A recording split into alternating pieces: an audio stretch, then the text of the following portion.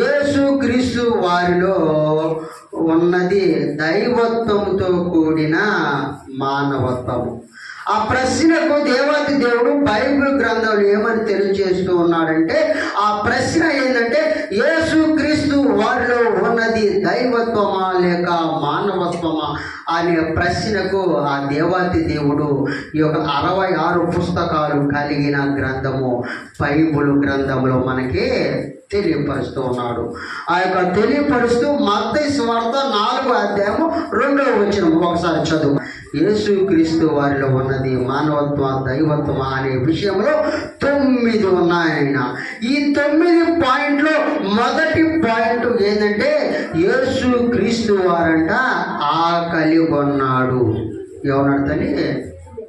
యేసు క్రీస్తు వారు ఆకలి కొన్నాడు. ఎందుకంటే ఆయన యేసు ప్రభువారు ఆ పరలోకం నుంచి భూలోకం వచ్చిన తర్వాత సాధారణ మనుషుల వలె జీవిస్తూ ఉన్నప్పుడు ఆయనకు కూడా ఆకలి అనే సందర్భము ఏర్పడింది. ఏతనే ఇప్పుడు మనకి దాదాపు 1 గంట అవుతూ ఉండగా మనకేమవుతుంది?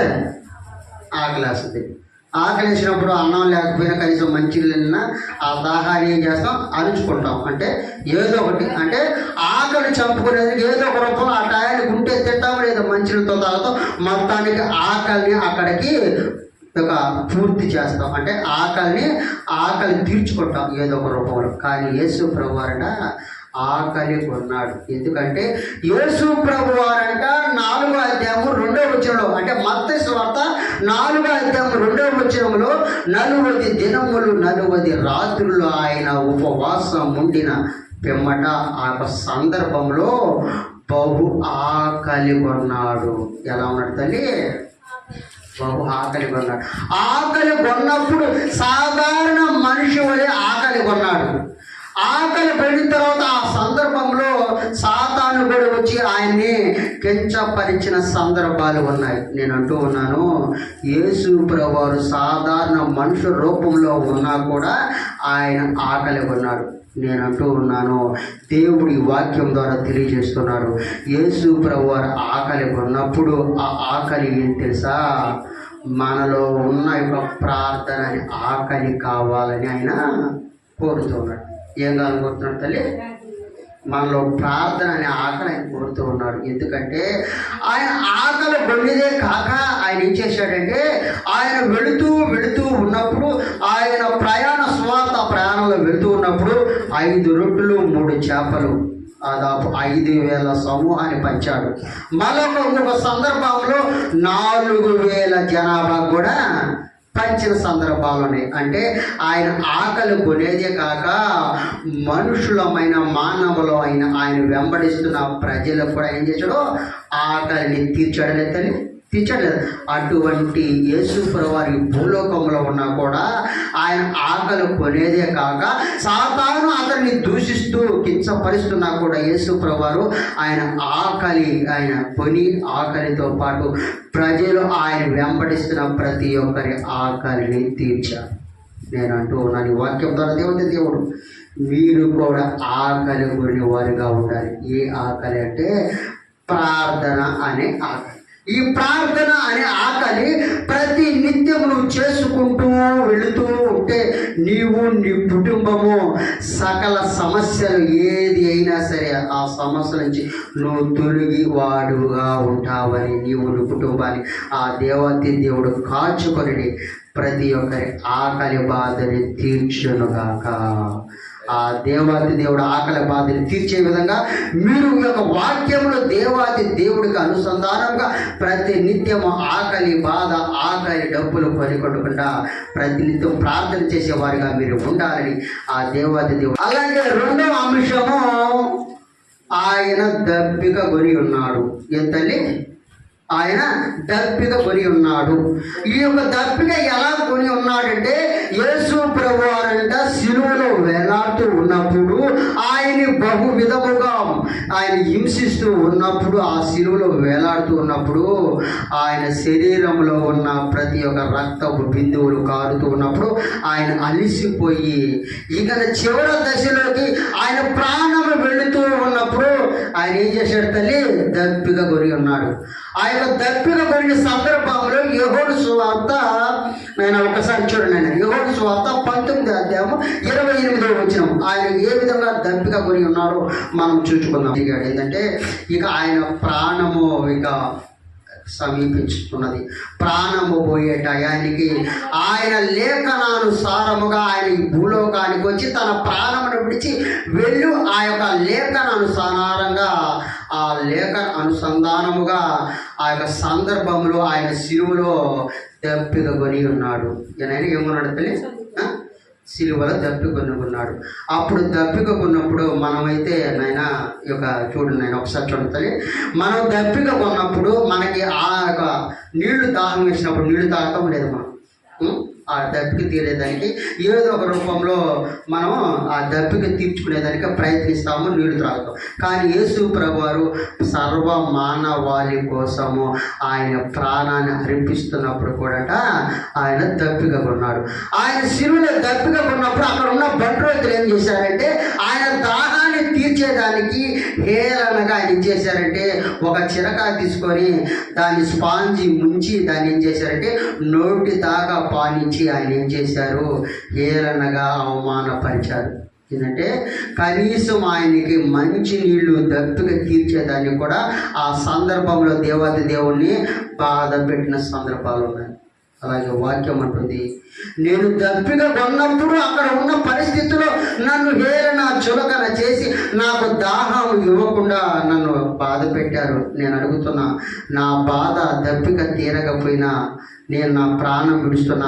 కానీ ఈరోజు నేను అడుగుతున్నాను, మీ దప్పిక అనేది నువ్వు ఏ దప్పిక కొని ఉన్నావు అంటే, ప్రార్థన అనే దప్పికతో నువ్వు కొని ఉన్నాయి అట్లయితే నీ బాధలు ఉన్నాయా అనే దప్పికతో నువ్వు బాధపడుతున్నావా? నీ సమస్యలు అనే దప్పిక నువ్వు కొని ఉన్నావా? సమస్తము నీ యొక్క కుటుంబంలో ఏ కలహము ఏ విషయమైనా సరే నీవు నీ అనుకునే వాళ్ళ యొక్క విషయంలో నువ్వు దప్పిక కొనిన ఎడల అయితే యేసు ప్రభువారు ఈ క్షణములో ఆ దప్పికను తీర్చునుగాక. ఈ యొక్క వాక్యం ఉంటున్న దేవుని పరలోక రాజ్యం వైపు చూపే సువార్త ఛానల్ ద్వారా వీక్షిస్తున్న ఆ బిడ్డలు కూడా తెలియజేస్తూ ఉన్న ఈ ఛానల్ ద్వారా మీరు ఏ దప్పిక కోరిన ఎడల అయితే అది సమస్తము బాధల ఎందు కష్టాల ఎందు సమస్తం అన్ని సమస్యల ఎందు దప్పిక కోరిన ఎడల అయితే ఈరోజే ఈ క్షణమే ఆ దేవాది దేవుడిని నువ్వు మొరపెట్టి అడుగు, అయ్యా నేను ఈ దప్పిక కొని ఉన్నానయ్యా. ఏం దప్పిక? అప్పులు అనే దప్పిక కొని ఉన్నాను, బాధలు అనే దప్పిక కొని ఉన్నాను, నా సమస్తము ఉద్యోగము లేక బాధపడుతూనే దప్పిక కొని ఉన్నాను, నా కుటుంబ సమస్యలతో బాధలతో నేను కొట్టి మిట్టలాడు అనే దప్పిక కొని ఉన్నాను అని నువ్వు ప్రార్థన అనే దప్పిక నువ్వు ఆ దేవాది దేవుని వైపు చూచి నువ్వు అడిగినట్లే నీ దప్పిక ప్రతి ఒక్క అంశమును దేవాది దేవుడు తీర్చునుగాక. అటువంటి దేవాది దేవుడు తీర్చే విధంగా మరొక్కసారి ఆయనకి దేవాది దేవుడు ఒక్కసారి చప్పట్లు కొట్టున్నాయి. ఈ క్షణమే నేను చెప్తూ ఉన్నాను, ఈ వాక్యం ద్వారా దేవాది దేవుడు తెలియజేస్తూ ఉన్నాడు. అది ఏ సమస్య అయినా దప్పిక కొని నువ్వు అడిగిన ఎట్లయితే ఆ దేవాది దేవుడు తీరుస్తాడని ఆశపడు. నువ్వు నమ్మకము కలిగి ఉన్నట్లయితే ఆ దేవాది దేవుడు నీ దప్పిక తీర్చునుగాక. మొదటిది ఆయన ఆకలి కొని ఉన్నాడు, రెండవది ఆయన దప్పిక కొని ఉన్నాడు, మూడవదంట తండ్రి ఆయన ఏమంటూ ఉన్నాడు చూద్దానైనా. 3వ పాయింట్ ఆయన అంటూ ఉన్నాడు, మూడవదిగానైనా ఆయన అలిసిపోయాడంట. ఆయన ఏం చేశాడైనా? మూడవది ఆయన అలిసిపోయాడు. ఏ విధంగా అలిసిపోయాడో మనం చూసినట్లయితే యోహాను సువార్త 4వ అధ్యాయము 10వ వచనంలో ఆయన మనం ఒకసారి చూడండి. నువ్వు ఏ దాహము అయితే దేవుని అడుగుతావో, ఒకవేళ ఆయన అలసిపోయినా సరే ఆయన అలసిపోయేవాడు కాదు నాయన. ఒకవేళ నువ్వు పనులు ఎందు అన్ని విషయంలో నువ్వు అలసిపోతావేమో, కానీ ఆయన అలసిపోయేవాడు కాదు. కానీ ఆయన ఒక సందర్భంలో యేసు ప్రభువారంట ఆయన ఏ విధంగా అలసిపోయాడంటే, ఆయన అలసిపోతూ ఆయన సువార్త ప్రకటిస్తూ ఆ జన సమూహంలో ఆయన 12 మంది శిష్యులు అందరూ వెళుతూ ఉన్నప్పుడు ఆ సమరయ స్త్రీని ఒక సందర్భంలో అంటే యాకోబు బావి దగ్గరికి వెళ్ళాడు ఆయన. ఆ యాకోబు బావి దగ్గరికి వెళ్ళినప్పుడు దాహం తీర్చుకునే దానికి వెళుతూ ఉన్నప్పుడు అక్కడ సమరశ్రీ అనేది ఒకటి ఆమె ఉన్నది. ఆ సమరశ్రీ కూడా ఏమైందంటే వేళ కాని వేళలో ఆ యొక్క బావి దగ్గరికి వచ్చి నీళ్లు చేదుకుంటూ దానికి వచ్చినది. కానీ ఆ సందర్భంలో యేసు ప్రభువారు అక్కడికి వెళ్ళడము, ఆ యొక్క సమరశ్రీ యొక్క అమ్మ, నువ్వు ఈ బావిలో నీళ్లు చేదుతున్నావు కదా, ఆ నీళ్లు తీసుకెళ్ళి నువ్వు తాగినా నీకు మరి కొద్ది రోజుల్లో కానీ ఒక రోజుల్లో కానీ నువ్వు దాహం మళ్ళా తాగాలనిపిస్తుంది, మళ్ళా వచ్చి చేదుకొని వెళ్తావు. కానీ నేను ఇచ్చే దాహం ఎలా ఉంటుంది, జీవ జలపు ఊటలాగా ఉంటుంది. ఆ జీవ జలపు ఊట ఎలా ఉంటుంది అంటే నువ్వు ఎన్నడూ దప్పిక కొనవు. ఎలా ఉన్నదంటే ఎన్నడు నువ్వు దప్పికొను, నువ్వు అలిసిపోయినా సొలసిపోయినా నువ్వు దాహము తీర్చుకున్నా, నేను ఇచ్చే దాహము, నేను చెప్పే మాటలు, నేను ఇచ్చే ప్రతి ఒక్క విషయం నువ్వు గ్రహించినట్లయితే నేను ఇచ్చే దాహము జీవపు జల ఊటగా నీ యొక్క జీవితంలో ఉండును అని ఆ దేవాది దేవుడు సమరసి సందర్భంలో చెప్పాడు. ఈరోజు కూడా దేవుడు వాక్యం ఉంటుంది, తల్లి మీరు కూడా ఆ జీవపు జలపు ఊట అనే వాక్యం ఈరోజు మీరు వింటున్నందుకు ఆ దేవాది దేవుడు మీకు తెలియజేస్తూ ఉన్నాడు. జీవపు జల ఊట అనే దాన్ని మీరు వెంబడిస్తారా, సాతాను సంబంధించిన ఒక ఊటను మీరు వెంబడిస్తారా, మీరు గ్రహించండి. ఎందుకంటే ఆయన అలిసిపోయి ఉన్నాడు. కానీ అలిసిపోయి యాకోబు బావి దగ్గరికి వెళ్ళి సమరశ్రీ అనే దాహమును ఆయన తీర్చి జీవపు జల ఊటను ఆ యొక్క సమరశ్రీకి అందించడము, ఆమె వెళ్ళి ఆ యొక్క అక్కడ ఉన్న గ్రామ ప్రజలందరికీ సువార్త తెలియజేసి యేసు ప్రభు వారి గురించి తెలియజేసి అక్కడున్న ప్రజల సమూహానంతా యేసు వైపు తీసుకుని వచ్చే విధంగా ఆమె సువార్త ప్రకటించింది. నేను అంటూ ఉన్నాను, ఆయన అలిసిపోయినా నువ్వు అలిసిపోయినా ఆయన అలయుడు జలయుడు. నేనంటూ ఉన్నాను, ఈరోజు నువ్వు జీవపు ఆ యొక్క ఊట అనే దాహమును యేసు ప్రభు వారు నువ్వు అడగాలని ఆశపడుతూ ఉన్నాడు. అలాగే 4వ పాయింట్ కూడా ఆయన రారాజు అంట. అలాగే 5వది ఆయన ప్రార్థించాడు. ఎందుకంటే ఆయన రారాజే కాదల్లా, ఆయన సమూహంలో వెళ్తున్నప్పుడు ఆయన రారాజు అంట. ఎలాగంటే కపెర్నహూము అనేది ఉన్నది. ఏముందని కపెర్నహూము ఉంటుంది. ఆ కపెర్నహూము అనే ఊళ్ళోకి వెళ్తున్నప్పుడు పేతురు 12 మంది శిష్యులు జన సమూహం వెళ్తున్నప్పుడు ఆడ ఒక అతను అంటున్నాడు, అయ్యా ఈ యొక్క బోధకుడు ఉన్నాడే పన్ను కడతాడా అని అడిగాడు. ఏమంటాడు, పన్ను కడతాడా అని అంటే ఆయన అంటున్నాడు, ఆయనే మహారాజు, ఆయన పన్ను కట్టేది, ఆయన దగ్గర సమస్తం ఉన్నది. ఆయన సమస్తం ఉన్న అతను కూడా ఏం చేశాడంటే యేసు ప్రభువారు తన పేతుని పిలిచి అయ్యా ఇటరా అన్నాడు. సముద్రము దగ్గరికి వెళ్ళి నువ్వు పలానా ఒక అరసిక వేలు అనే ఒక చేప ఉంటే దాన్ని పట్టుకొని తీసుకొని వచ్చి దాన్ని అమ్మి ఆ వచ్చిన ధనాన్ని తీసుకొని వెళ్ళి పన్ను కట్టు అన్నాడు. ఏమన్నాడు, పన్ను కట్టాలి. ఎందుకంటే ఆయన మహారాజు, రారాజు, ఆయన కట్టని అవసరం లేదు. కానీ ఆయన ఈ భూలోకంలో వచ్చిన తర్వాత ఆయన చేయాల్సిన పని చేస్తూ ఏం చేశాడు, పన్ను కట్టాలని ఒక అధికారి రాగానే ఆయనకు బెదురు చెప్పకుండా ఆ యొక్క శిష్యులకు చెప్పి అలాగే పన్ను కడదాము అని చెప్పి అరసేకేలు ఆయన చేపని తీసుకొచ్చి దాన్ని అమ్మి ఆ యొక్క పన్ను కట్టిన దాఖలను. ఎందుకంటే నీకు నాకు అందరికీ యొక్క డబ్బు ధనం అనేది ఏంటంటే కొరత ఉండొచ్చు, కానీ ఆ దేవతి దేవుడికి ధనం అనే కొరత ఉండదు. కానీ ఆ ధనం అనేది కొరత లేకుండా ఆయన ఏం చేశాడు, ఆయన అంతటి మహారాజు అయినా ఆయన పన్ను కట్టిన సందర్భాలు ఉన్నాయి. అలాగే అంటున్నాడు, ఆయన ప్రార్థించేవాడు. ఎలా ఉంటుంది, ఆయన ప్రార్థించేవాడు. ఎందుకంటే ఆయనకు విషయంలో గ్రహిస్తే ప్రతి నిత్యం ఆయన ప్రార్థనలు ఏకీభవించిన సందర్భాలు ఉన్నాయి. ఎందుకంటే ఆయన శిలువ సమీపిస్తున్న సందర్భాలు అయితే కానీ, ఉపవాస ప్రార్థనలు అయితే కానీ, అన్ని విషయంలో ఆయన ఎక్కువగా జీవితంలో యేసు ప్రభు వారి ప్రార్థనతో తండ్రితో అడిగిన సందర్భాలు మాటలు అయితే ఉన్నాయి. అంటూ ఉన్నాను నేను ఈరోజు ఈ యొక్క వాక్యం ద్వారా దేవుడు అటువంటి యేసు ప్రభు వారి ప్రార్థనలు ఏకీభవించి మనకు మార్గముగా ఉన్నప్పుడు చేసి చూపించినప్పుడు నువ్వు కూడా ప్రతినిత్యము ప్రార్థన చేసేవాడిగా నువ్వు ఉండాలని ఆశపడుతూ ఉన్నాను.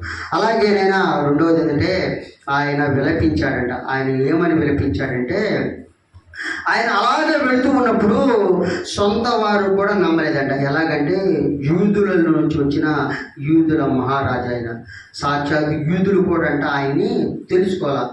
అలాగే నేను యూదులు ఎందుకు తెలుసుకోలేదంటే, ఇప్పుడు మనోళ్ళు ఉన్నారు, మనోళ్ళకి మన యొక్క విలువ తెలియదు. ఎందుకంటే నువ్వు బయటకు వెళ్ళిన తర్వాత నీ విలువ ఎటువంటి విలువో ఎదుటివారు నీకు చెబుతూ ఉన్నప్పుడు వాళ్ళు నిన్ను ప్రతి ఒక్క విషయంలో నిన్ను గౌరవిస్తున్నప్పుడు నీ విలువ తెలిసింది. నేను అంటూ ఉన్నాను, యేసు ప్రభు వారికి తన సొంత వారిని యూదులు వారు కూడా వినలేదు, లెక్క చేయలేదు.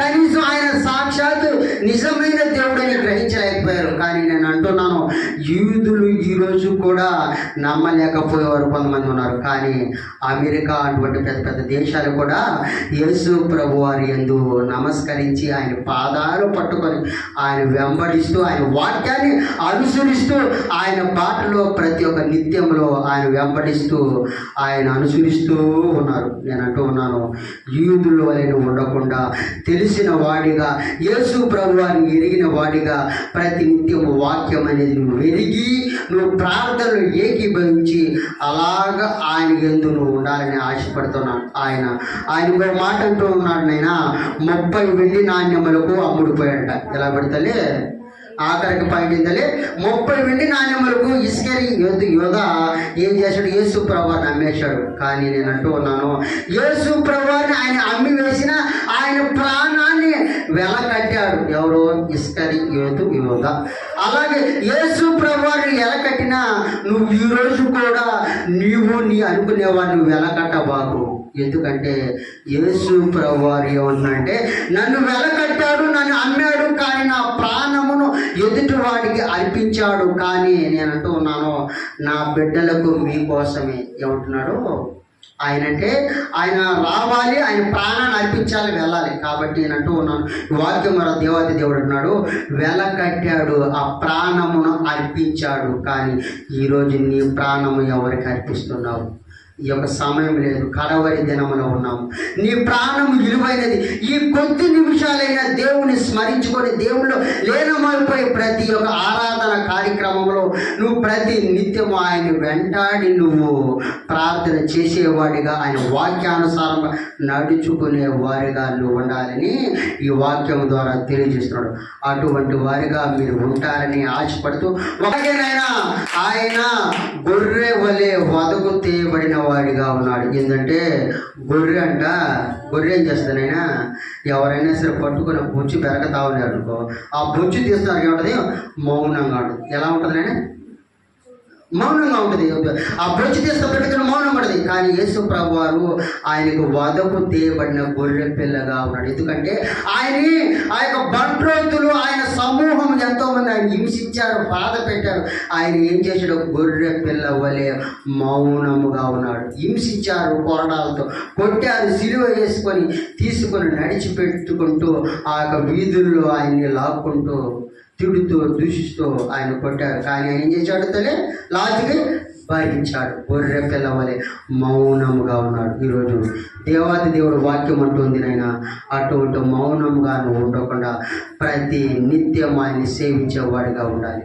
లాస్ట్ ఆయన ఏమంటున్నట్టే మరణము నొందాడు. ఏమంటే తల్లి ఆయన మరణము నొందాడు. మరణము నొంది ప్రాణములు విడిచిపెట్టాడు. ఎవరి కోసమైనా? ప్రపంచంలో ఉన్న ప్రజలందరి కోసం, ప్రజలందరి మానవాళి కోసం. ఎందుకంటే పాపము యొక్క మరణము నుంచి, ఎందుకంటే నీ యొక్క పాపములు తొలగిపోవాలంటే ఆయన మరణము నొందాలి. నేను అంటూ ఉన్నాను, ఈరోజు ఈ యొక్క వాక్యం ద్వారా దేవుడు నేను ఒక పాపం చేశానైనా కోడిని తీసుకొని కోస్తే నా పాపం పోతుంది? మేకను తీసుకొని వెళ్తుకొస్తే పోతే నా పాపం. కానీ మనుషులు అంటే తదరక్తం పుణ్యయాగ బలియాగ. ఏంటంటే తదరక్తం అంటే ఎవరి రక్తం అయితే మనుషుడు అంటే ఈక్వల్గా ఉండాలి. మనుషులు పోలిన మనుషుడు ఎవరైతే ప్రాణం ఇస్తాడో, తన రక్తాన్ని చిందిస్తాడో ఆయనే నిజమైన దేవుడు. ఇప్పుడు యేసు ప్రభువారు మానవాళ్ళుగా పుట్టి ఆయన ప్రాణాన్ని అర్పించి ఆయన రక్తాన్ని చిందించి వెళ్ళడం లేదా? అందుకని ఏమంటున్నాడు వాక్యం ద్వారా, ఆ దేవాది దేవుడు అంటున్నాడు, నేను మనుషుల పోలిక నడుచుకొని మీ అందు నేను అనుసరించి నడుచుకొని నేను వదకు తేబడిన గొర్రె పిల్లలాగా మౌనంగా ఉండి నా ప్రాణాన్ని నేను మరణ ఛాయ నుండి నేను నా ప్రాణాన్ని అర్పించినప్పుడు మీరేం చేయాలి? ఇక నుంచి నన్ను వెంబడించి నా యొక్క విషయం మీరు తెలుసుకోవాలి, ఆశపడి ఉండాలని ఆయన ఏం చేశాడు? మరణపు ముళ్ళుని విరిచి ఆయన పరలోక రాజ్యంలోకి వెళ్ళి అక్కడి నుంచి మన కోసం ఎదురు చూస్తున్నాడు. ఎందుకంటే బిడ్డలారా, నన్ను తెలుసుకొని నన్ను ఎరిగి నన్ను వెంబడించి నాతో పాటు ఇంకొంతమంది ఎవరైతే నన్ను ఎరగని వారు అయితే ఉంటారో వాళ్ళకి నా యొక్క విషయములు చెప్పి మీరు నా వైపు తీసుకొని వస్తారని ఆశ కలిగి ఉన్నాడు. అటువంటి ఆశ కలిగిన ప్రాణాన్ని దేవాది దేవుడు మీరు తృప్తిపరిచే వారిగా మీరు ఉండాలని, ఆయన వెంబడించాలని నేను కోరుకుంటూ మరొకసారి ఆ యొక్క అంశము నేను చెప్తున్నాను. మొదటి అంశము, ఆయన ఆకలి కొని ఉన్నాడు. రెండవది, ఆయన దప్పిక కొని ఉన్నాడు.